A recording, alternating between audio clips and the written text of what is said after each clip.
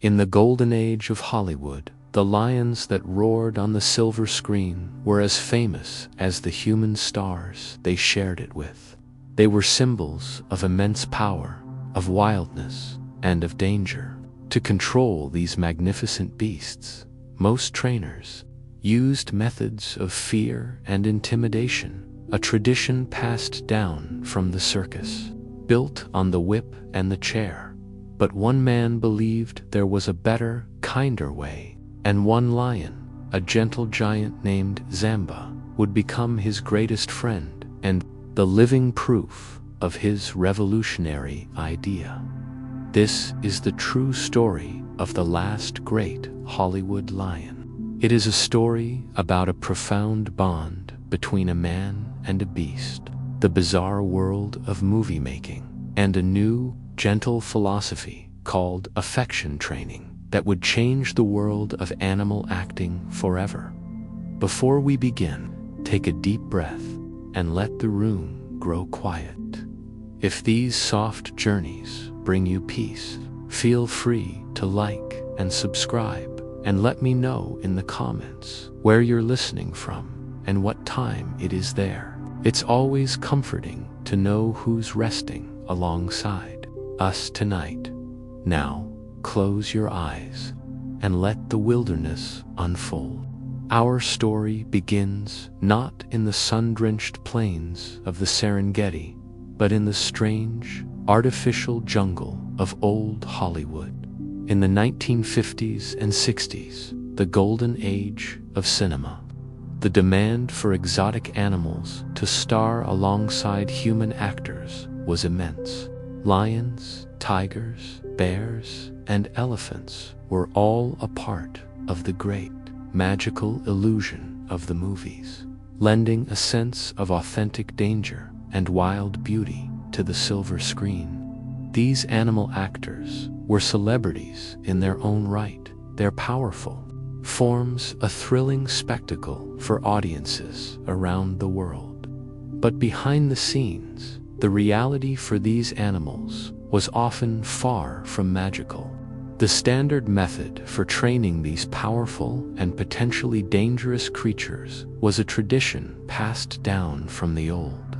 Traveling circuses, a tradition that had been unchanged for 100 years. It was a method based on a single, powerful, and brutal principle: fear. The trainer was the master, the animal was the subject, and the relationship was one of absolute and unquestioned dominance. The logic of this old way was simple and, in its own way, understandable.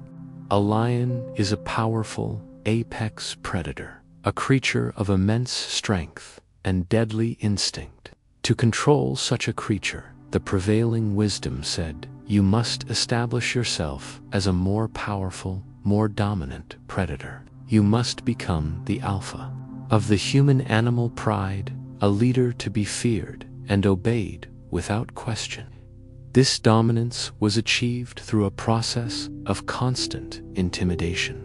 The tools of the trade were not patience and understanding, but the whip, the chair, and sometimes even a firearm. The sharp, loud crack of the whip was a sound that meant pain, a reminder of the consequences of disobedience.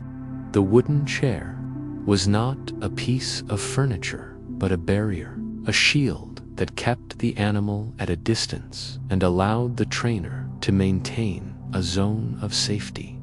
This method worked, in a way. It produced animals that would perform their tricks.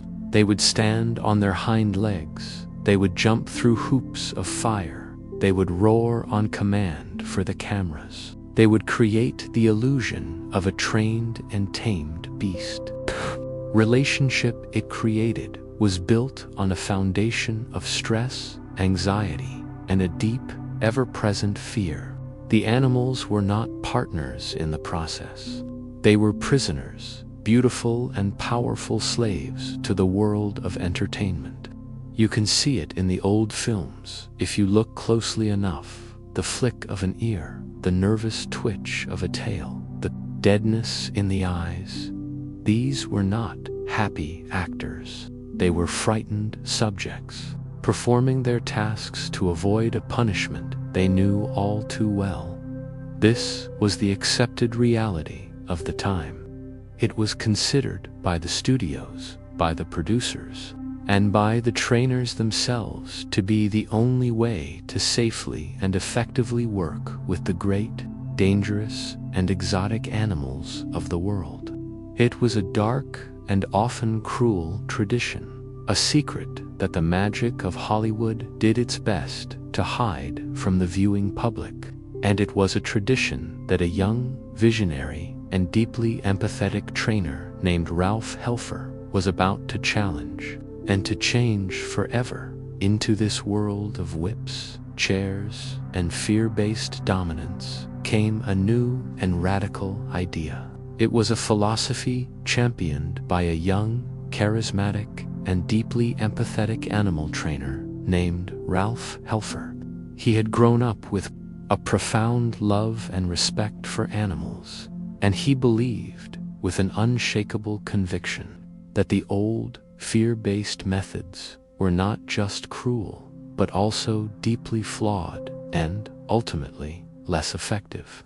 He believed that a relationship with a wild animal could be built not on fear, but on a foundation of trust, of affection, and of a deep mutual understanding. He called his new revolutionary method affection training. The idea was simple in its genius, but in the world of old Hollywood, it was an act of profound rebellion against a century of accepted wisdom. The core principle of affection training was to replace fear with love. Ralph Helfer believed that you did not need to be a lion's master to work with it. You needed to become its friend. You needed to become a trusted member of its pride, a source of comfort and security, not of fear and pain. This was achieved not through intimidation, but through thousands of hours of patient work, through kindness, and through a deep and scientific understanding of an animal's natural behavior and psychology. He believed that an animal, even a powerful predator like a lion, would willingly and even joyfully cooperate with a human if it was treated with respect, if its needs were met, and if the training itself was a positive and rewarding experience. He would replace the whip with a word of praise. He would replace the fear of punishment with the reward of a favorite treat, or a simple, affectionate scratch behind the ears. This philosophy was seen as dangerously naive by the old guard of Hollywood animal trainers, the men who had built their careers on the principles of dominance and fear. They laughed at him. They called him a fool. They told him he would be killed. They believed that to turn your back on a lion, to treat it as an equal, to show it anything other than absolute, unquestioned dominance, was a form of suicide. They could not comprehend a world in which a 500-pound predator would choose to cooperate out of a sense of affection and trust. To them, it was a violation of the natural order, a dangerous and foolish game that would inevitably end in tragedy. But Ralph Helfer was undeterred. He knew that the bond between a human and an animal could be a powerful and a beautiful thing. He knew that an animal that works out of a desire to please is a far more reliable, far less dangerous, and far more magnificent a performer than an animal that works out of a deep and ever-present fear of pain. He was about to prove them all wrong. And the animal that would become the greatest testament to his revolutionary philosophy, the living proof of the power of kindness, was a small, young lion cub who was about to enter his life. A lion he would name Zamba. The story of our hero begins in 1957. Ralph Helfer received a call about a lion cub born in captivity at a small zoo in Africa who needed a home. The cub was an orphan. And so, Helfer made the long journey, and he met the animal that would change his life and the history of Hollywood forever. The cub was 4 months old, a bundle of soft, tawny fur, with big, clumsy paws that he had not yet grown into, and a pair of wide, intelligent, and deeply curious golden eyes. He was already a creature of immense potential, his small body a promise of the great 500-pound king of beasts. He would one day become. Ralph Helfer named him Zamba, after a great and powerful African chief. It was a name of respect, a name that spoke of the deep and abiding admiration that the young trainer had for the magnificent creatures he had chosen to dedicate his life to. From the very first moment, the relationship between the man and the lion cub was different. Ralph Helfer did not see a dangerous predator to be conquered. He saw a young, intelligent, and emotional being that needed love and patience and understanding.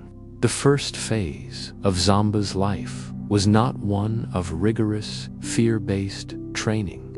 It was one of simple, joyful play. Helfer would spend hours every single day with the young cub, rolling on the ground with him, wrestling with him, allowing the small lion to win their clumsy, playful battles. He was not establishing himself as a dominant master. He was establishing himself as a trusted and beloved playmate, a strange, furless, older brother. He was building a bond, a relationship, a deep and powerful friendship that would become the foundation for their entire life together. This early period was crucial. It was here that Zamba learned his most important lesson, that the presence of this human, Ralph Helfer, was a source of pleasure, of comfort, and of fun. He learned that the human's hands were not for hitting, but for gentle, affectionate scratching behind his ears and under his chin. He learned that the human's voice was not for shouting, but for soft, reassuring words of praise. He learned to trust. This is the simple and yet profoundly revolutionary heart of affection training. It is the idea that a relationship with a wild animal must be a two-way street, a partnership built on a foundation of mutual respect and genuine, demonstrable affection. Zamba, the young lion, was not being tamed in the traditional sense. He was being raised with love to become a willing and enthusiastic partner in a great and strange adventure. He was, in a very real sense, Helfer's child. The trainer took the young cub into his own home. Zamba slept in his bed. He rode in the passenger seat of his car. He was treated not as a possession, but as a member of the family. This constant, close, and affectionate contact was the key. It ensured that Zamba grew up seeing this human not as a threat, not as a master, but as the most important and most trusted member of his small, strange, and two-species pride. As Zamba grew from a small, clumsy cub into a large and powerful adolescent, his training became more formal, but the underlying philosophy of affection and trust remained the same. His first lessons were not about performing unnatural tricks, like jumping through hoops. They were about understanding and shaping his natural behavior for the specific and strange needs of a Hollywood film set. Ralph Helfer would spend countless hours simply observing Zamba, learning his language. He learned the meaning of the subtle flick of Zamba's ear, the twitch of his tail, the low, almost inaudible rumble in his chest that signaled his mood. He was not imposing his will upon the lion. He was entering into a conversation with him, a conversation based on a deep and respectful understanding of what it means to be a lion. The training was always a game, a puzzle that they would solve together, a shared activity that strengthened their bond. One of the first and most important behaviors Zamba had to learn for the movies was to hit his mark, to go to a specific spot on a film set and to stay there, sometimes for many long minutes. The old way of doing this was to drag the animal to the spot and to punish it if it moved. Ralph Helfer's method was, as always, different. He would simply place a small, familiar object, like a piece of wood or a small stone, on the ground. He would then, through gentle encouragement and the promise of a reward, teach Zamba to go to the object and to touch it with his paw. It became a game, a form of hide-and-seek, and Zamba, with his high intelligence and his deep desire to please his human friend, learned the game quickly. He learned to associate the mark with a reward, with praise, with affection. He was not being forced. He was a willing and happy participant in the puzzle. Another crucial lesson was learning to roar on command. A lion's roar is a powerful and an intimidating sound, a declaration of dominance and a warning to rivals. To force a lion to roar out of fear is to create a dangerous and an unstable animal. So, Ralph Helfer used Zamba's natural instincts. He would engage Zamba in a vigorous and exciting game of play wrestling. At the peak of their playful mock battle, when Zamba was at his most excited and his most happy, Helfer would give a specific command, a hand signal, and Zamba, in his joyful excitement, would let out a great, playful, and powerful roar, and he would be immediately rewarded for it with praise and affection. He learned to associate the act of roaring not with aggression or with fear, but with the joy of a game, with the praise of his beloved companion. It was a roar of pleasure, not of anger. This was the secret to Zamba's legendary calmness and reliability on the chaotic and often stressful movie sets he would soon inhabit. He was not a frightened animal waiting for the crack of a whip.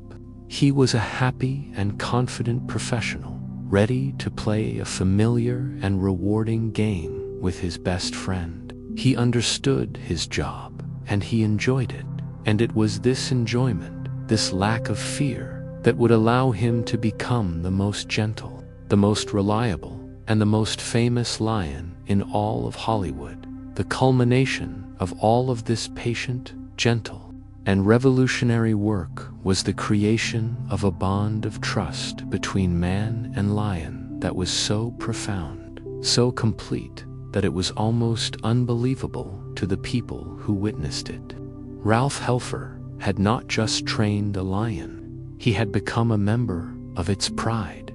And Zamba was not just a trained animal, he was a loyal and loving companion, a true and equal partner. This trust was their greatest asset, the magic ingredient that allowed them to do things that the old, fear-based trainers could only dream of.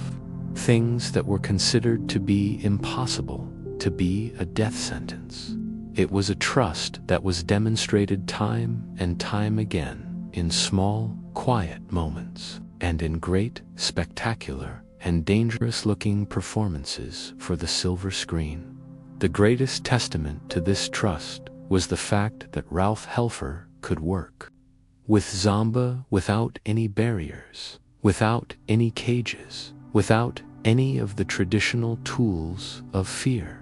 He could lie down with the great 500-pound lion and rest his head on its flank as if it were a simple house cat.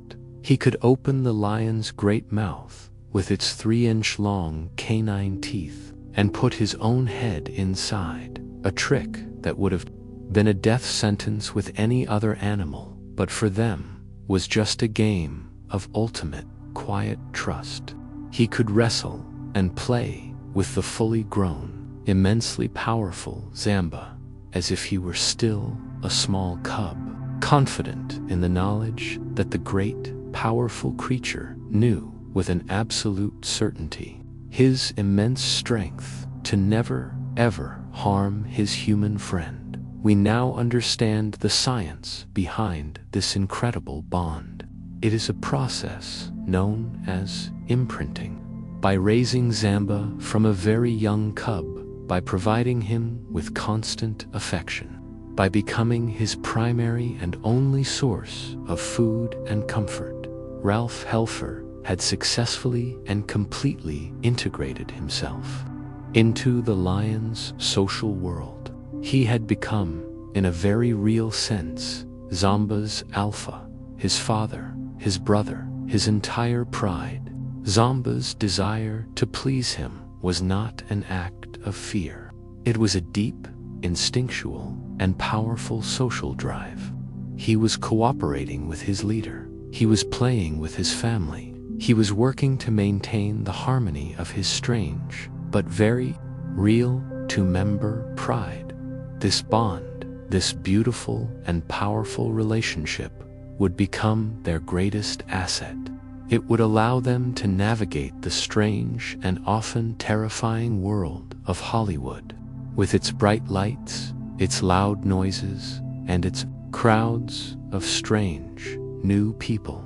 It would allow them to create some of the most memorable and most spectacular animal performances in the history of cinema.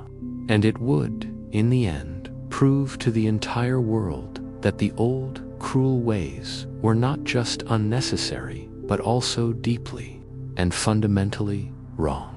The future of animal training, a future based on kindness, on respect, and on a deep and abiding love, was about to be demonstrated to the world by a single, magnificent, and very gentle lion named Zamba. Let us now follow you, Zamba, as you step out of the relative peace of your home at the Africa U.S.A. ranch and into the strange. This is your workplace, a bizarre and often overwhelming environment that could not be more different from the natural world your instincts were designed for. The first thing that hits you is the light, not the warm, gentle, and moving light of the sun, but the intense, static, and incredibly hot glare of the great studio lights. They are like 100 miniature, unblinking suns, and they bake the air, making it feel dry and lifeless, which should be a place of soft, natural shadows and gentle, replaced by a cacophony of loud, sharp, and unnatural noises. There is the constant, low hum of the great electrical generators that power the lights.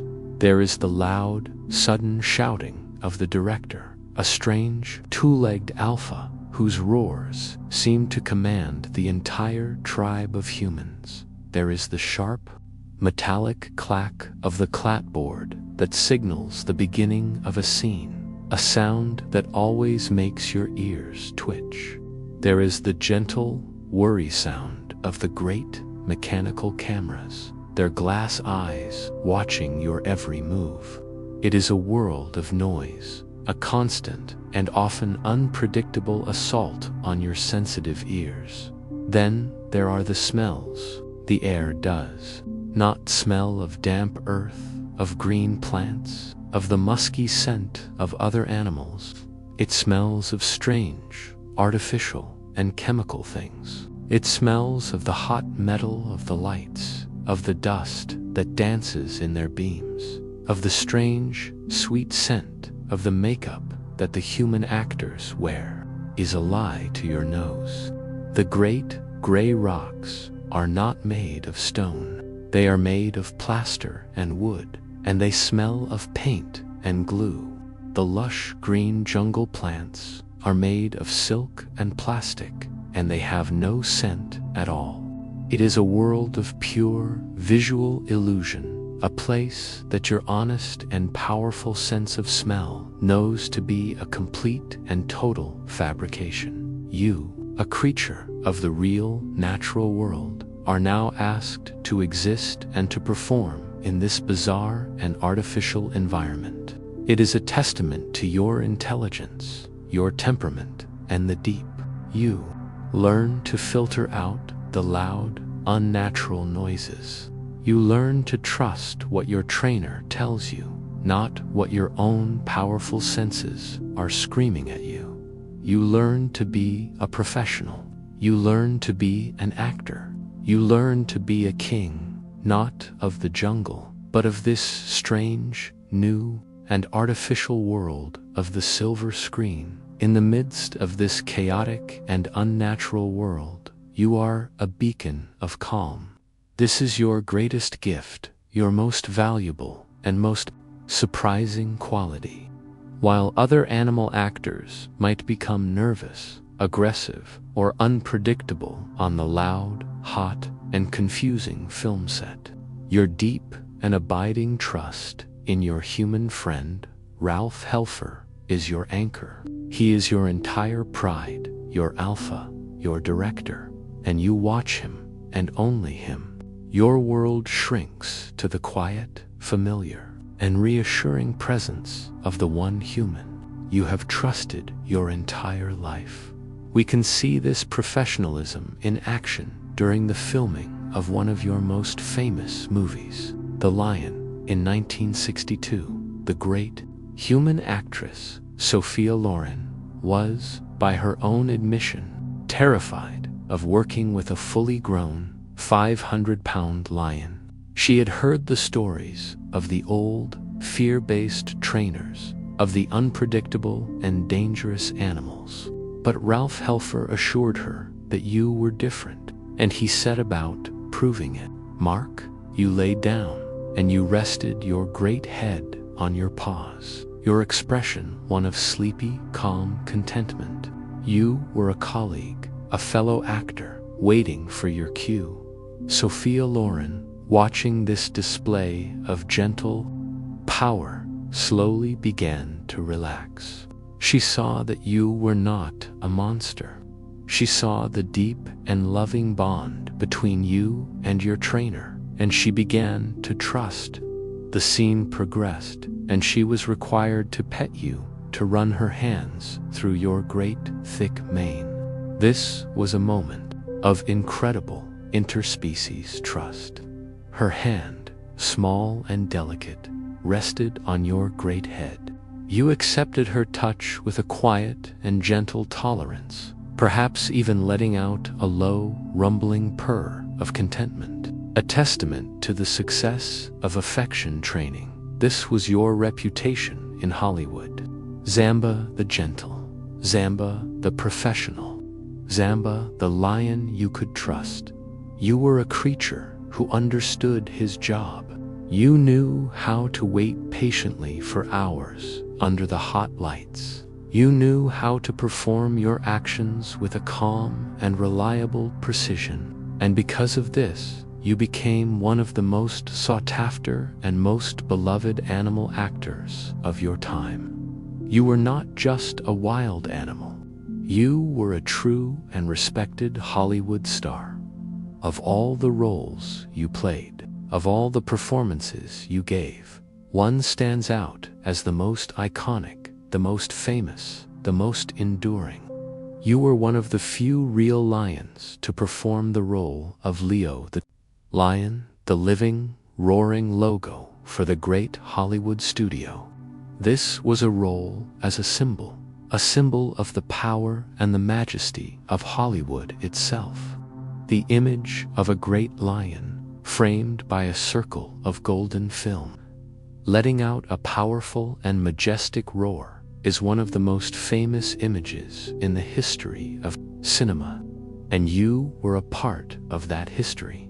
The process of filming this iconic shot was another strange and unnatural task for you. You were brought into a studio, and then, on command from your trainer, Ralph, you were asked to roar.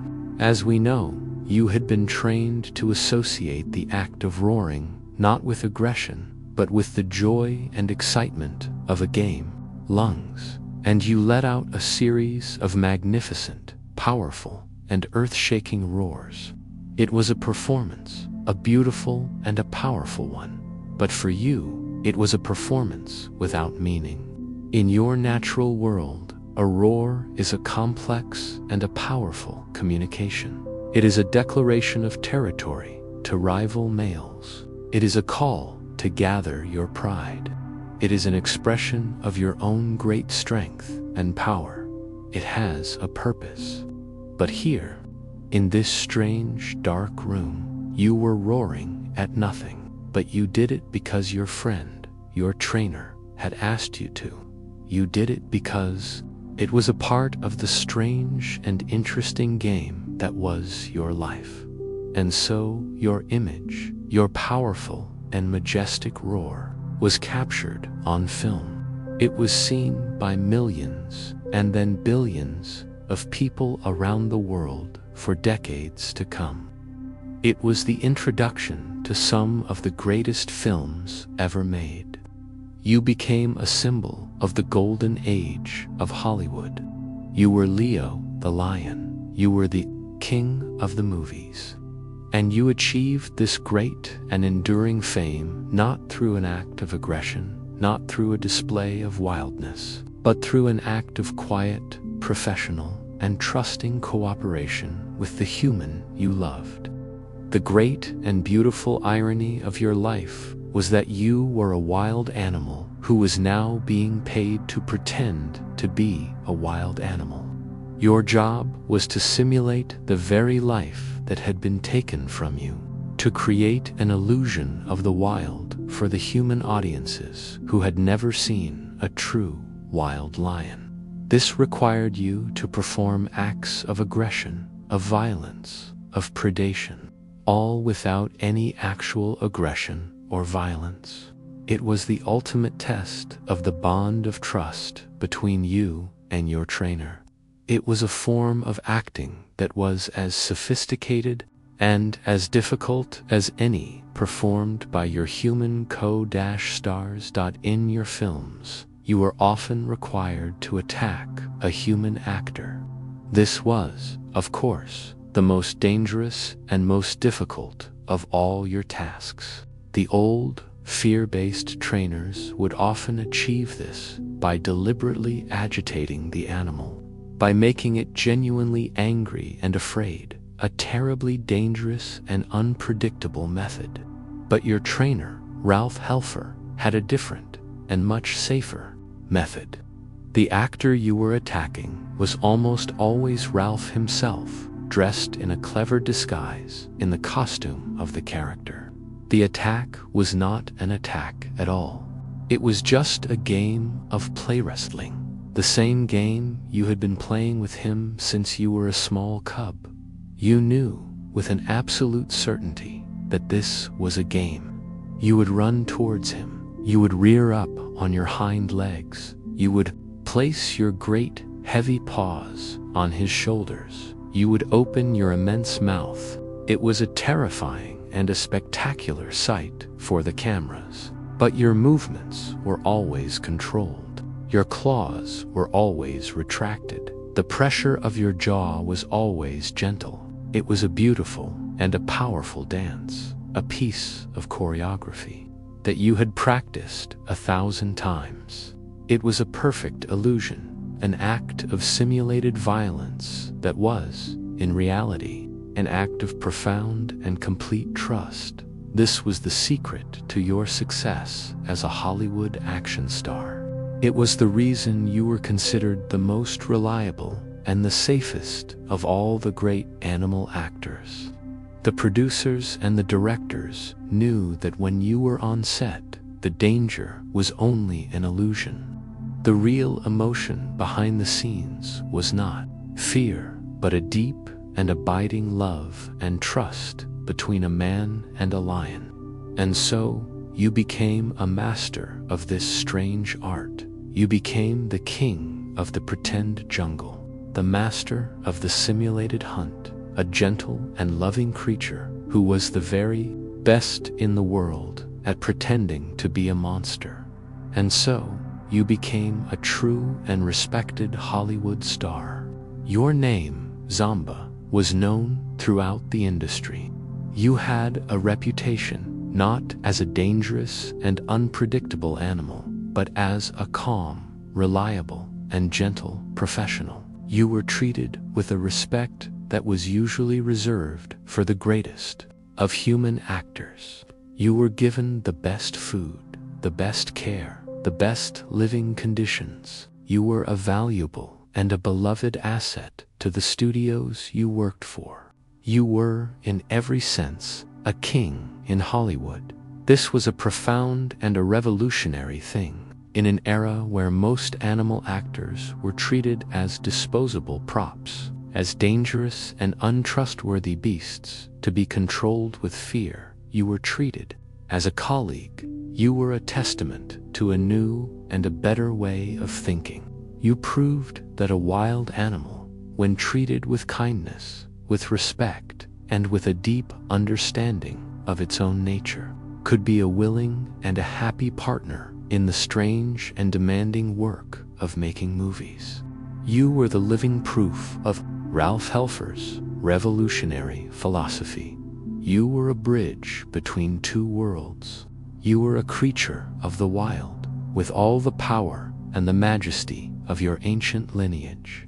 But you were also a creature of the human world, a gentle and an intelligent being who had formed a deep and a loving bond with a human companion. You were a living symbol of the possibility of a peaceful and a respectful coexistence between man and beast. Your life was a quiet and a powerful argument against the old, cruel ways. You were an ambassador for a new kind of relationship, a relationship based not on dominance, but on friendship. And this is your true and lasting legacy. You are remembered not just for the films you made, not just for the famous roar you performed, but for the gentle and the noble way you conducted your life. You were a king who ruled not by fear, but by a quiet and a gentle dignity. You were a star who shone not with a fiery, dramatic light, but with a warm, steady, and reassuring glow. You were Zamba, the gentle lion, the professional, the friend, and you were, in every sense of the word, one of the last and one of the very greatest of all the old Hollywood lions. Let us now explore the secret of your home, the place where you spent your life when you were not on a film set. This was not a zoo, not a simple training compound. It was a bold, ambitious, and revolutionary experiment called Africa, U.S.A. It was the physical manifestation of your trainer, Ralph Helfer's unique philosophy, a 600-acre sanctuary in the hills of California, designed to be a different kind of animal habitat. Helfer's idea was a radical one. He believed that the key to understanding animals was not to keep them in isolated, sterile cages, but to create a more natural, open environment where different species could coexist, interact, and form relationships just as they might in the wild. He wanted to create a true, working animal community. The ranch was designed to be a place of learning, both for the animals and for the humans who cared for them. Helfer wanted to study the natural behaviors of his animals, to understand their social structures, their languages, their minds. He believed that by creating a more peaceful and a more stimulating environment, he could train his animals more effectively and more humanely. The ranch was a living laboratory, a place where the old, brutal rules of animal training were thrown out, and a new, kinder, and more intelligent approach was being pioneered.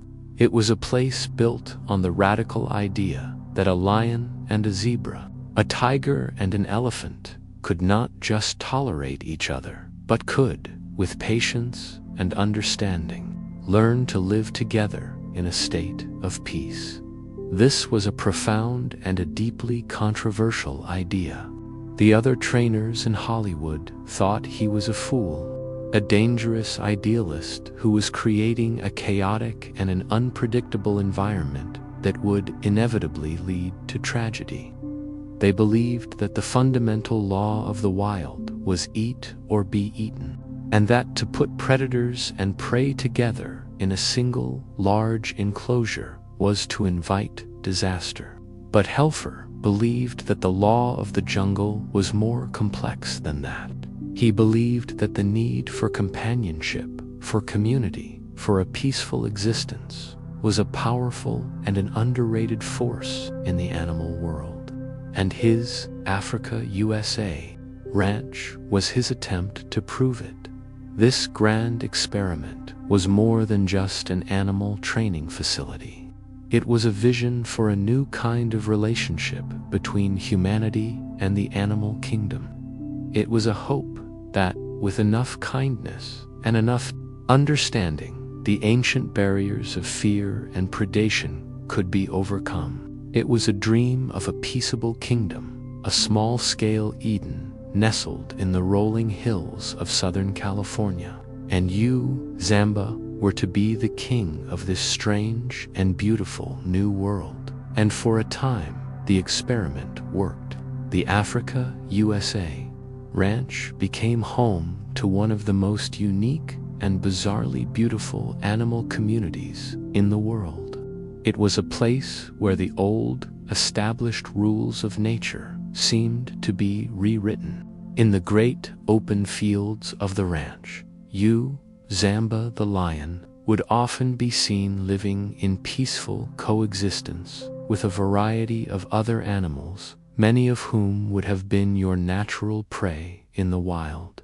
You shared your space with elephants, with rhinos, with giraffes, with a famous and particularly friendly zebra named Tamba. This was not an illusion created for the cameras. It was the daily, documented reality of life at the ranch.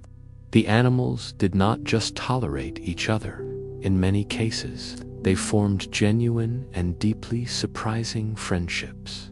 The secret to this impossible peace was a deep and patient understanding of animal behavior.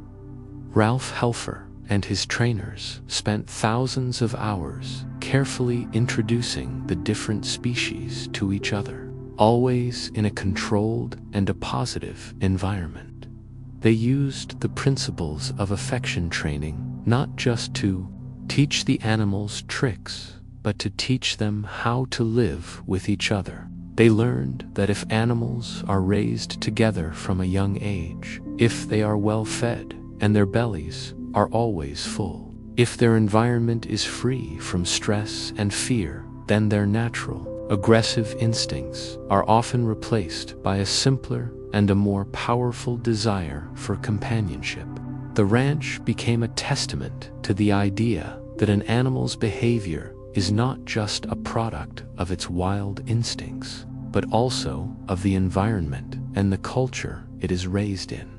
You, Zamba, were the king of this strange and peaceful kingdom. Your gentle, calm, and confident nature, a direct result of the loving and respectful way you had been raised, made you the perfect anchor for this bizarre community. Your lack of aggression set the tone for the entire ranch.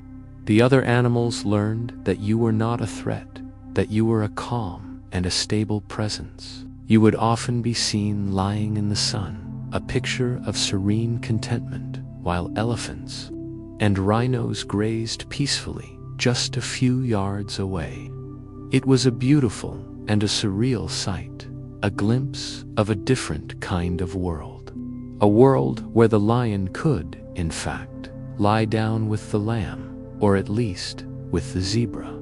This community was a testament to Ralph Helfer's belief in the power of kindness. It was a living, breathing example of his philosophy in action. It was a place that defied all the old cynical rules of the animal training world. It was a place of wonder, a place of peace, a place where the lines between species seemed to blur, creating a single, large, and very unusual family. And you, Zamba, were the proud and gentle patriarch of this strange and beautiful tribe. When you were not on a film set, your daily life at the ranch was one of quiet, simple, and profound peace. You were not a star here. You were not a performer. You were simply Zamba. You were a lion, living in a safe and a comfortable home, surrounded by your strange, multi-species pride. Your days were a simple and a pleasant routine. You would wake with the sun. You would eat the high-quality food that was provided for you. And you would spend your days doing what lions do best, sleeping, playing, and observing your kingdom. You had a large, open enclosure to roam in, with rocks to climb on and trees to lie under for shade. It was not the vast, open plains of Africa, but it was a good and a peaceful home. The highlight of your days was the time you spent with your human friend, Ralph Helfer. Your bond, which had been forged in the strange world of Hollywood, was at its strongest and its most beautiful here, in the quiet and the privacy of your shared home. He would spend hours with you every day, not training you, not asking you to perform, but simply being with you. He would groom your thick mane, a quiet and a deeply satisfying ritual that mirrored the social grooming of a wild lion pride. He would play with you, wrestling with you in the grass, a game that you both still enjoyed, even now that you were a fully grown, immensely powerful animal. These were moments of pure, uncomplicated friendship, a testament to the deep and the unbreakable bond between you. This was your true life, the life behind the silver screen. It was a life of quiet dignity, of deep affection, and of a simple, peaceful routine. You were a creature of immense power, a king of beasts, but you were also a creature of gentleness, of patience, and of a deep and a loving heart. You were the living embodiment of Ralph Helfer's philosophy. You were the proof that a lion, when raised with kindness and with love, could be a gentle and a trustworthy companion. You were a king, not of a jungle of fear, but of a kingdom of kindness. Your life at the ranch was a quiet and a happy one. You were surrounded by your animal friends. You were cared for by your human family, and you were free from the stresses and the dangers of both the wild world and the Hollywood one. It was a life of peace, of contentment, of a deep and an abiding sense of safety. It was, in many ways, a perfect life. It was a life that you and your human friend both wished could go on forever. But we must be honest. This beautiful and revolutionary world of Africa, U.S.A. was, in some ways, a beautiful lie. It was a false paradise. While the animals were treated with a love and a respect that was unheard of at the time, it was still an artificial environment, a Hollywood version of a wilderness that could never be truly wild. The animals, including you, were still living in enclosures, their lives managed and curated by their human keepers. The friendships between the species were real, yes, but they were relationships that were made possible only by the constant, benevolent presence of the human trainers. The peace was a peace that was imposed by a steady supply of food and the absence of any real, natural struggle. It was not the true, wild, and often brutal peace of the natural world. You, Zamba, were a magnificent and a powerful lion. But you had never known the true life of your kind. You had never participated in a real hunt, never felt the thrill of the chase, the satisfaction of a hard-won meal. You had never fought a rival for control of a pride, never known the complex and often violent politics of lion society. You had never known the vast, open, and dangerous freedom of the African savanna. Your world was a safe, comfortable, and loving one, but it was also a small one, a world without the great, terrible, and beautiful challenges that make a wild lion truly wild. You were a king, but you were a king in a gilded cage. You were a wild animal who had, in a way, been tamed, not by the whip, but by a force that was, perhaps, even more powerful: love. This is the complex and poignant truth at the heart of your story. Your life was a beautiful one, a happy one, but it was a life that was lived entirely within the boundaries of the human world. This is not a criticism of your trainer, Ralph Helfer. He was a visionary, a man who was decades ahead of his time, a man who truly loved his animals and gave them the best possible life he could. A life of peace and dignity that was a vast improvement over the brutal alternatives of the time. But it is a testament to the unbridgeable gulf that will always exist between the human world and the wild one. You can love a wild animal. You can befriend a wild animal. But you can never truly make it a part of your world without taking away a part of its own wild and beautiful soul. The Africa U.S.A. ranch was a beautiful dream, a noble experiment, a paradise on earth. But it was a paradise with a fence around it. It was a paradise that was, in the end, a fragile, man-made creation. And it was a paradise that was, tragically, about to face a force of nature that was far more real, far more powerful, and far more indifferent to the dreams of men than any Hollywood movie. The end of this paradise began not with a bang, but with a whisper of rain, in the winter of 1968 and into 1969. An unusually powerful weather phenomenon, what we now know as an El Niño event, began to form over the Pacific Ocean. For the people of Southern California, it meant a season of unusually heavy and persistent rainfall. Day after day, week after week, the skies opened up and a great gray deluge fell upon the land. At first, the rain was a welcome relief, a blessing for a dry and a thirsty land.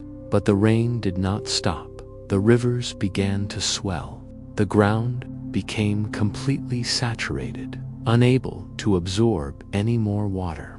And the quiet, gentle river that ran through the valley just below the Africa U.S.A. ranch, a river that was usually a placid and a peaceful thing, began to transform into a great, brown, and angry beast. We can see it from your perspective on the ranch. You can smell the change in the air. The scent of the earth is no longer fresh and green. It is heavy with a deep, sodden dampness, the smell of a world that is drowning. You can hear a new sound in the world, a sound that is growing louder day by day. It is the deep, angry, and resonant roar of the river.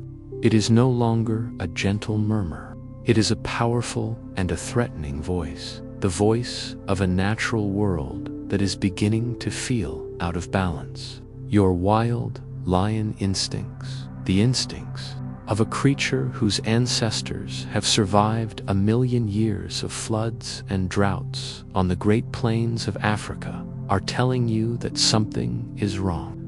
You become restless, your usual calm demeanor replaced by a low-level, watchful anxiety. You pace your enclosure, your great paws turning the green grass into brown mud. The human trainers, including Ralph, are also growing worried.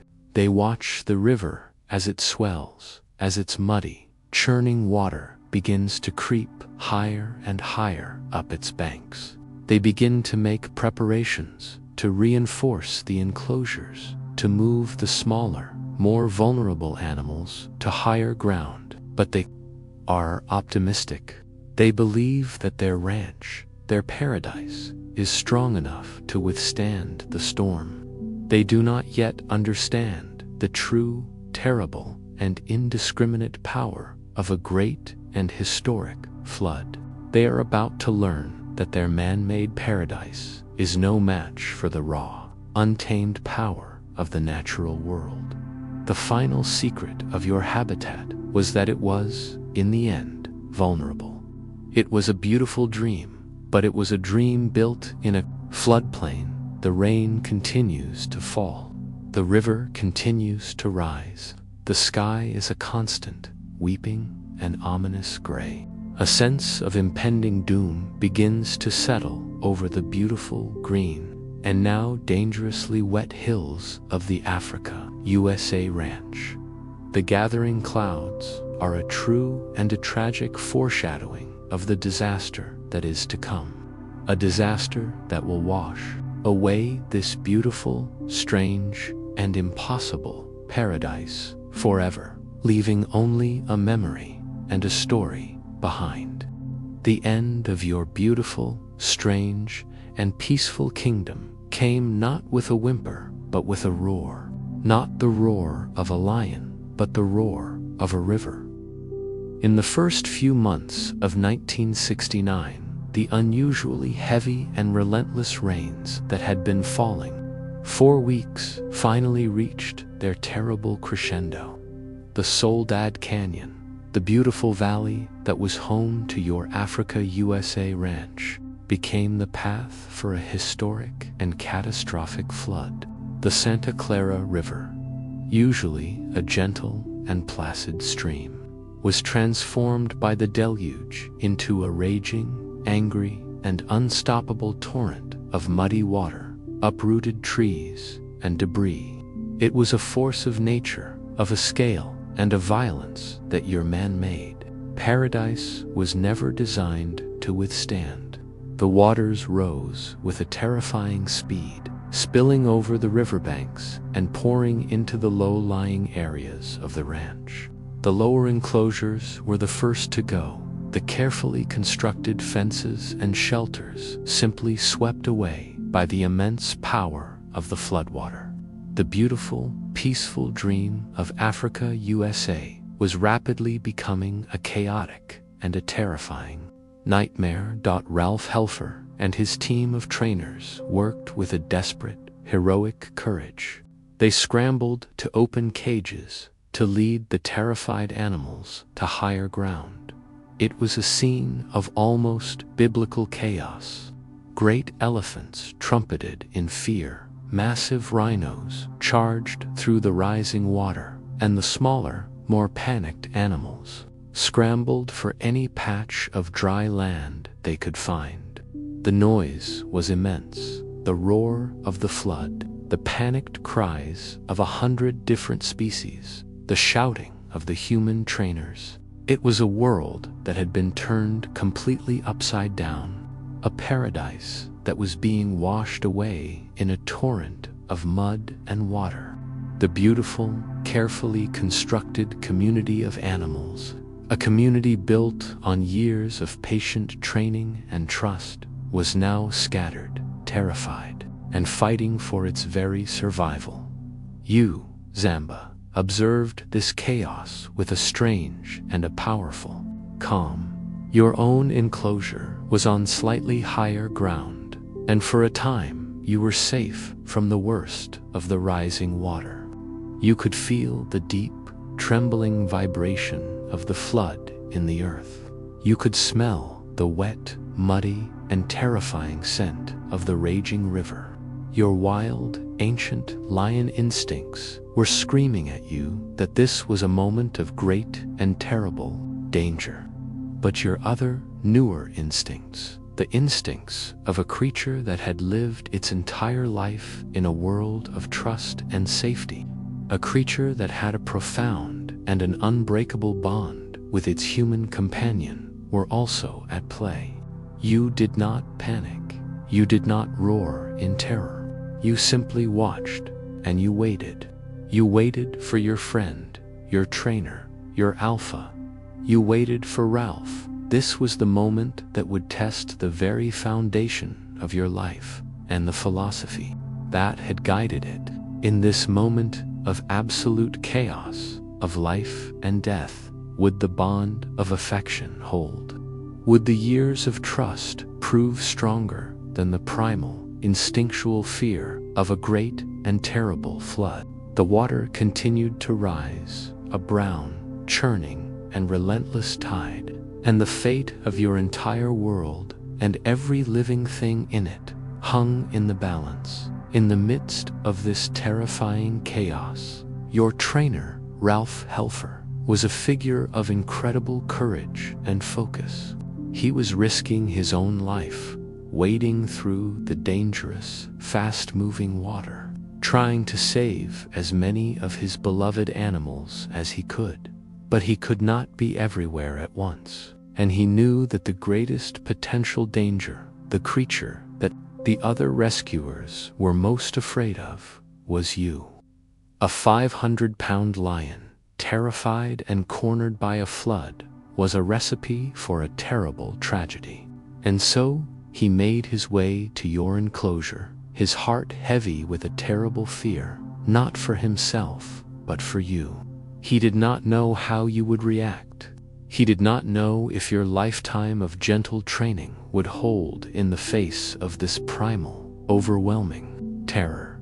He reached your enclosure, and he saw you. You were not roaring. You were not pacing frantically. You were sitting on the highest point of a rock formation, your great paws tucked beneath you, and you were watching the rising water with a look of deep, quiet, and profound seriousness. You saw him, and you let out a low, rumbling sound in your chest. It was not a growl of aggression.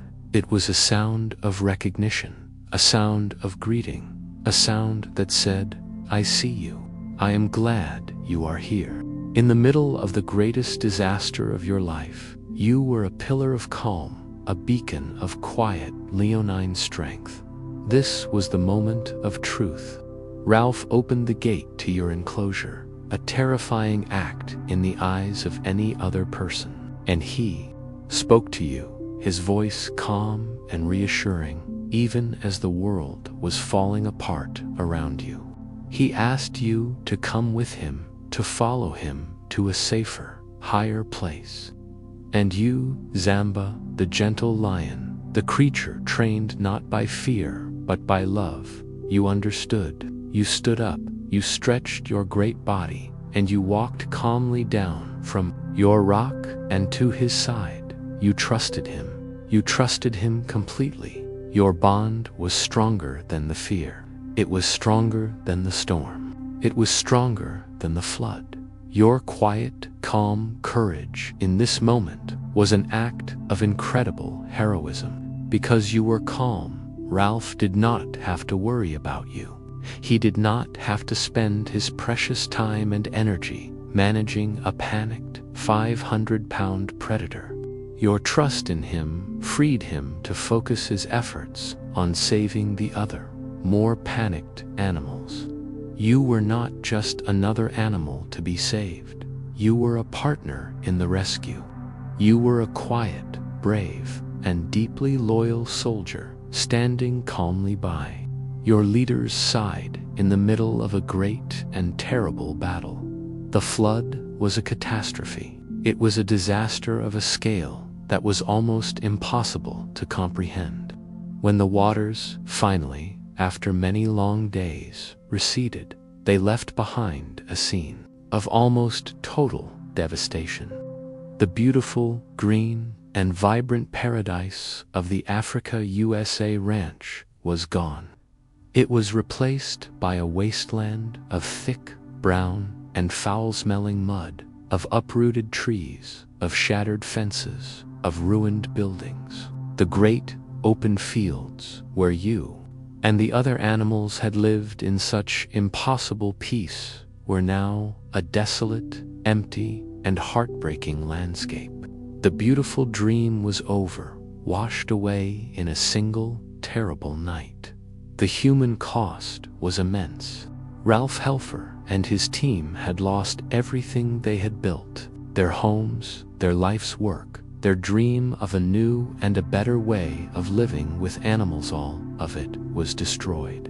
The financial loss was catastrophic, but it was nothing compared to the emotional loss.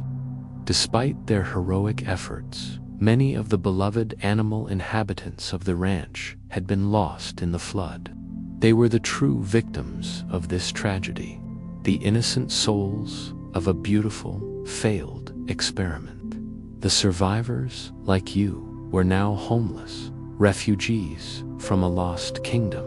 You, Zamba, wandered through the ruins of your old home, a quiet and a dignified king surveying the wreckage of his fallen castle.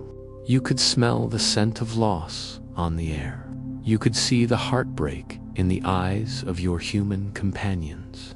You did not, perhaps, understand the full scope of the tragedy in the way that they did.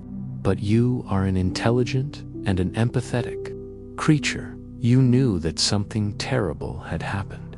You knew that your peaceful, predictable, and happy life was over. You knew that your strange and beautiful multi-species pride had been shattered.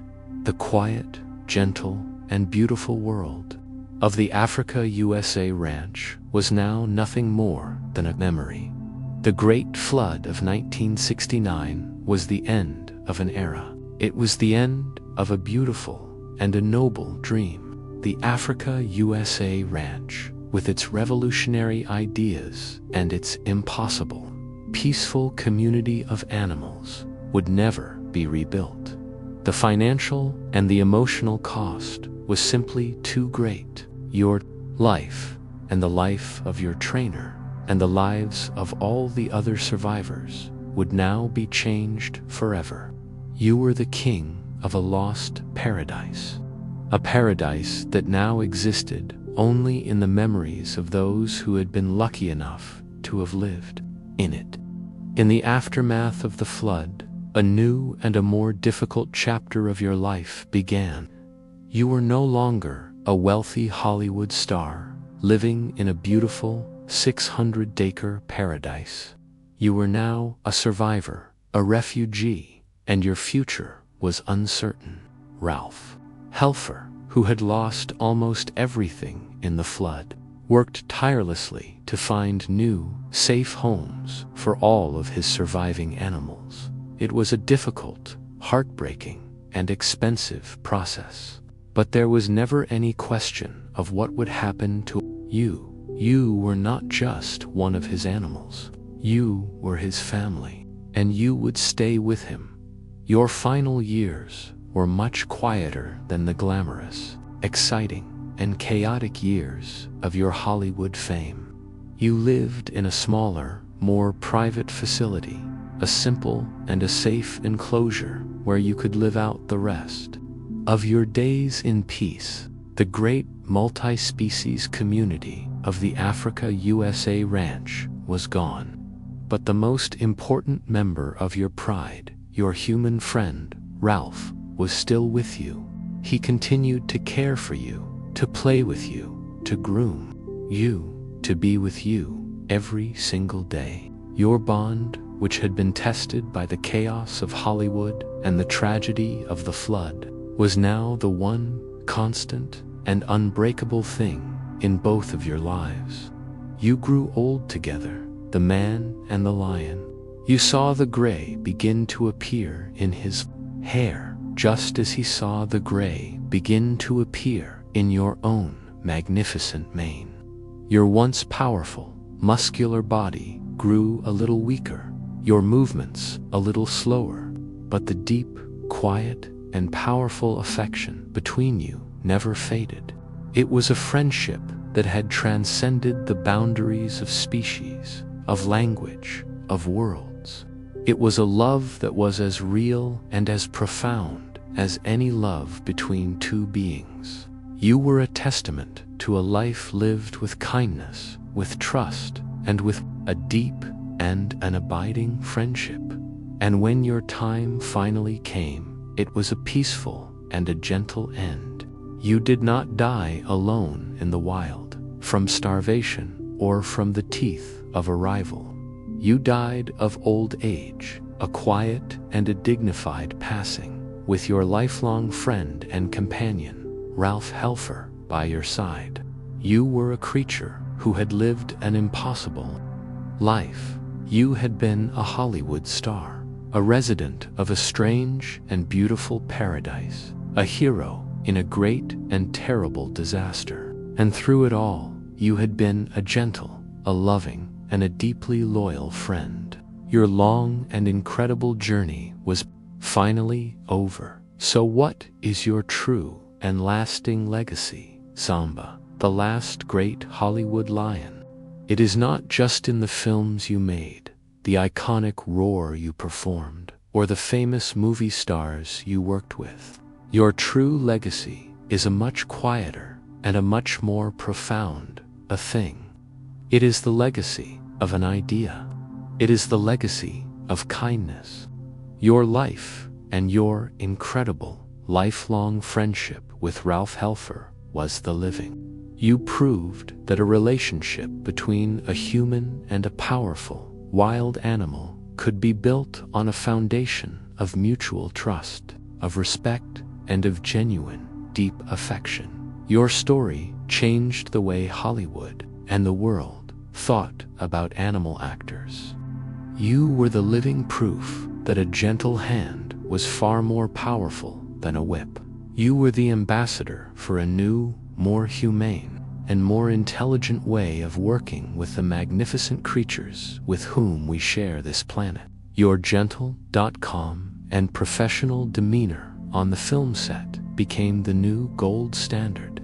You showed the world that a lion did not have to be a terrified, cowering beast to be a great actor. It could be a happy, confident, and willing partner. Your life was a beautiful and a powerful story. It was a story of a lion who was born in captivity, but who lived a life of great dignity, of great purpose, and of great love. It was the story of a man who dared to believe in a better way, and a lion who proved him right.